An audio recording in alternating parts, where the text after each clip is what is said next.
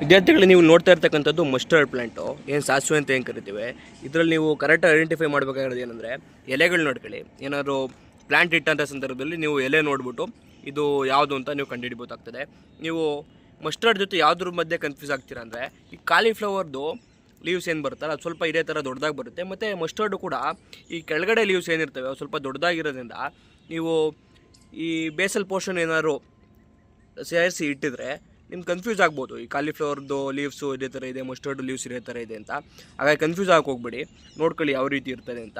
ಮತ್ತು ಈ yellow colour ಫ್ಲವರ್ಸ್ಗಳನ್ನ ಕೂಡ ನೋಡಿ ನೀವು ಕಂಡುಹಿಡಿಬೋದು, ಐಡೆಂಟಿಫೈ ಮಾಡ್ಬೋದು. ಮತ್ತು ಬೇರೆ ಏನು ನೋಡ್ಕೋಬೋದು ಅಂದರೆ, ಮಸ್ಟರ್ಡ್ ಎಲ್ಲಿ ಬಿಡುತ್ತೆ ಅಂದರೆ ಇಲ್ಲಿ ಈ ಥರ ಕಾಣಿಸ್ತಾ ಇದೆಯಲ್ಲ, ಇಲ್ಲಿ ಸಾಸಿವೆ ಬಿಡ್ತಕ್ಕಂಥದ್ದು. ಮತ್ತು ಇದ್ರ ಬಗ್ಗೆ ಜಾಸ್ತಿ ಏನು ತಿಳ್ಕೊಳಕ್ಕೆ ಹೋಗ್ಬೇಡಿ. ಇನ್ಫ್ಲೋರಸೆನ್ಸು, ಫ್ಲವರ್ಸು ಯಾವ ಥರ, ಮತ್ತು ಲೀವ್ ಸ್ಟ್ರಕ್ಚರು ಅದೆಲ್ಲ ಏನು ಬೇಡ. ಜಸ್ಟು ನೀವು ನೋಡ್ತೀನಿ ಐಡೆಂಟಿಫೈ ಮಾಡಲಿಕ್ಕೆ ಗೊತ್ತಾಗಬೇಕು ನಿಮಗೆ. ನೆಕ್ಸ್ಟ್ ನೀವು ನೋಡ್ತಾ ಇರ್ತಕ್ಕಂಥದ್ದು ಗುಲಾಬಿ ಗಿಡ, ಏನು ರೋಸ್ ಅಂತ ಕರಿತೇವೆ. ಹೂವು ನೀವು ಎಲ್ಲರೂ ಕೂಡ ನೋಡಿರ್ತೀರ. ಅದ್ರ ಜೊತೆಗೆ ಪ್ಲ್ಯಾಂಟ್ ಇಟ್ಟಂಥ ಸಂದರ್ಭದಲ್ಲಿ ನೀವು ಮೇಯ್ನಾಗಿ ಅಬ್ಸರ್ವ್ ಮಾಡಬೇಕಾಗಿರೋದು, ಈಗ ಮೇಯ್ನಾಗಿ ಕಂಡುಹಿಡಬೇಕಾದ್ರೆ ಏನಂದರೆ, ಈ ಲೀವ್ಸ್ ನೋಡ್ತಿದ್ದಂಗೆ ನಿಮಗೆ ಗೊತ್ತಾಗ್ಬಿಡುತ್ತೆ. ಲೀವ್ಸಲ್ಲಿ ನೋಡಿ ಈ ಮಾರ್ಜಿನ್ಸ್ ಏನಿರುತ್ತೆ, ಮಾರ್ಜಿನ್ಸಲ್ಲಿ ಮುಳ್ಳು ಥರ ಕಾಣುತ್ತೆ. ನಿಮಗೆ ಅಬ್ಸರ್ವ್ ಮಾಡ್ತಾ ಇದ್ದೀರಾ ಅಂತ ಅನ್ನಿಸುತ್ತೆ. ಕಾಣಿಸ್ತಾ ಇದೆಯಾ? ಹಿಂಗೆ ಈ ಥರ ನೀವು ಒಂದು ಸತಿ ಬೆರಳಿಂಗ್ ಆಡಿಸಿದ್ರು ಕೂಡ ನಿಮಗೆ ಫೀಲ್ ಆಗುತ್ತೆ ಮುಳ್ಳು ಥರ ಇರೋದು.